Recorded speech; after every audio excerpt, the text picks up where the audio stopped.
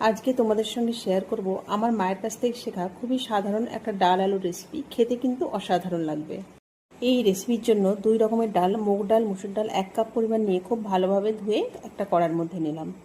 ওর মধ্যেই দিচ্ছি ছোট ডুমো করে কাটা একটা মিডিয়াম সাইজের আলু আর একটা ছোট সাইজের গাজর, 4টে চেরা কাঁচা লঙ্কা আর 2টো মিডিয়াম সাইজের পেঁয়াজ কুচি, টেস্ট অনুযায়ী লবণ, পরিমাণ মতো হলুদ গুঁড়ো আর হাফ টেবিল চামচ কাশ্মীরি লঙ্কার গুঁড়ো, হাফ টেবিল চামচ ধনে জিরে গুঁড়ো আর 2 টেবিল চামচ তেল।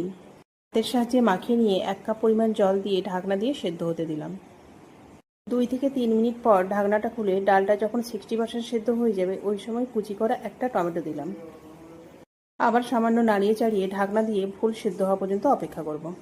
3 থেকে 4 মিনিট পর ঢাকনাটা খুলে নাড়িয়ে চাড়িয়ে নিচ্ছি। দেখতেই পাচ্ছ ডালটা খুব সুন্দরভাবে সেদ্ধ হয়েছে। এই সময় ধনেপাতা ছড়িয়ে নামিয়ে নেব। তাহলে বুঝতেই পারলে কত কম সময়ে ঝামেলা ছাড়াই দুর্দান্ত একটা রেসিপি। বাড়িতে একবার হলেও ট্রাই করবে।